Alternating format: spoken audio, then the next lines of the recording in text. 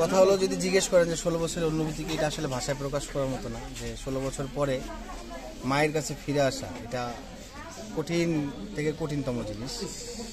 এটা মানে কাউকে বলে বুঝাবো যে এটা যার জীবনের উপর দিয়ে না যায় সে বুঝবে না এছাড়া।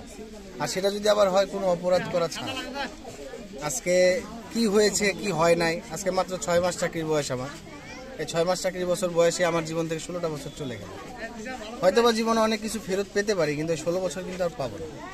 আজকে মায়ের কষ্ট, দুঃখ, লাঞ্ছনা সব কিছুর কারণ হচ্ছে আমি। তো এইটা ভেবে নিজের খুব কষ্ট লাগতো। আল্লাহ পাক তারপরে অবশেষে মুক্তি দিচ্ছে, আল্লাহ কাছে শুকরিয়া, আল্লাহর দরবারে। তারপরে আমাদের অনেক অসহায় ভাইরা এখনো ভিতরে আছে, যারা আসলে তেমনভাবে এটার সাথে জড়িতই না, তাদেরকে ফাঁসানো হয়েছে। এখন আমাদের যে অফিসাররা আছে তারাও বলতেছে যে এটা কে ঘটাইছে, কারা ঘটাইছে, কিভাবে হচ্ছে, এবং কি নতুন করে একটা কমিশন করে তদন্ত করা হচ্ছে। তাই এটার উপরে ভিত্তি করে এখন আমাদেরকে ভিতরের যে মানুষগুলো আছে তাদের দিকে সদৃষ্টি জ্ঞাপন করা উচিত। আমার মতামত হচ্ছে এটা, যে ভিতরে যারা আছে আমার বিশ্বাস তাদেরকে অতি শীঘ্রই আমাদের এই সরকার ছেড়ে দেবে। সরকারের কাছে কোনো চাওয়া?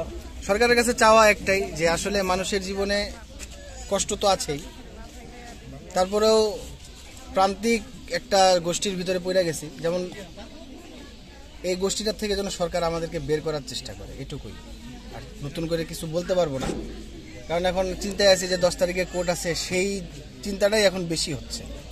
আসলে এই প্রহসনের কোর্ট, যেখানে আমাদের বাদী পক্ষ, আমাদের হাসান নাসির সাথে যারা অনেকেই আছেন, সবাই বলতেছে যে না, এটা আমাদের প্রহসনের মূলক একটা মামলা চাপায় দেওয়া হয়েছে। এই মামলাকে ইচ্ছা করলেই সরকার এটাকে ডিস্ট্রয় করে দিতে পারে, শেষ করে দিতে পারে, এটাকে বাতিল করে দিতে পারে।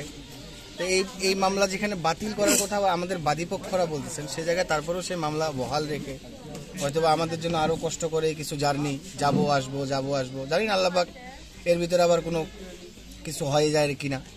তো সেই জন্যই চিন্তা করতেছি যে এটা যদি ওনারা বলে থাকে, তা আমাদের উচিত এই মামলাটাকে, ওনাদেরকে উচিত যে মামলাটা যেন আমাদের শেষ করে দেয়। এই যে অভ্যুত্থান হলো সারা বাংলাদেশে, আর সবচেয়ে বড় কথা যেটা, যে অভ্যুত্থান পূর্বক বাংলাদেশ আর অভ্যুত্থানের পরের বাংলাদেশ, দুইটা মিলিয়ে যে একটা কথা আছে এখানে। আমরা ভিতরে ছিলাম ঠিক আছে, তাই বলে যে আমরাও অভ্যুত্থান করি নাই তা কিন্তু না। সবসময় নামাজের মসল্লায় বসে দোয়া করতাম ওদের জন্য, যে আল্লাহ যেন ওদেরকে সফলতা দান করে। তারপরে যারা ভিতরে ছিল, চেষ্টা করছি যতটুকু পারা যায় তাদের পাশে দাঁড়ানোর, আমরা আমাদের সাথী ভাইরা সহ। আল্লাহ পাক যতটুকু তৌফিক দিছে, হয়তোবা তারা বলে, বের হয়ে সমন্বয়করা বলছে, অনেকেই বলছে যে ভিতরে আমরা কি করেছি বা তাদের পাশে কতটুকু দাঁড়াইছি। সর্বপ্রথমে যে কতগুলো শহীদ ভাই আমাদের, যারা 2000+ শহীদ যারা মারা গেছেন, তাদের প্রতি কৃতজ্ঞতা, তাদের আত্মার মাগফিরাত কামনা করি। আল্লাহ পাক তাদেরকে ক্ষমা করে দিক, তাদের থেকে জান্নাতের উচ্চ মর্যাদা দান করুক। কারণ তাদের উসিলায় আজকে এই ফ্যাসিজম দূর হওয়ার কারণে আজকে আমি আমার মায়ের কোলে ফিরে আসছি। 6 মাস চাকরি, 16 বছর জেল, এটা আসলে ভাষায় প্রকাশ করার মতো না। যে 6 মাসের একটা ছেলে কি করতে পারে, এটা আমাদের যারা সিনিয়র কর্মকর্তা আছে, যারা সেনা কর্মকর্তা আছে, আমাদের সেনাপ্রধান স্যারকেও আমি অনুরোধ করব যে আপনিও চিন্তা করে দেখবেন 6 মাস চাকরি আমার, যে আমি 6 মাস চাকরিতে একটা কি করতে পারি। আমি একটা সৈনিক মানুষ, তাও আবার ট্রেনিং শেষ করে আসছি, আবার মেডিকেলে ট্রেনিং করতেছি। আর একটা ট্রেনি ছেলে কি করতে পারে?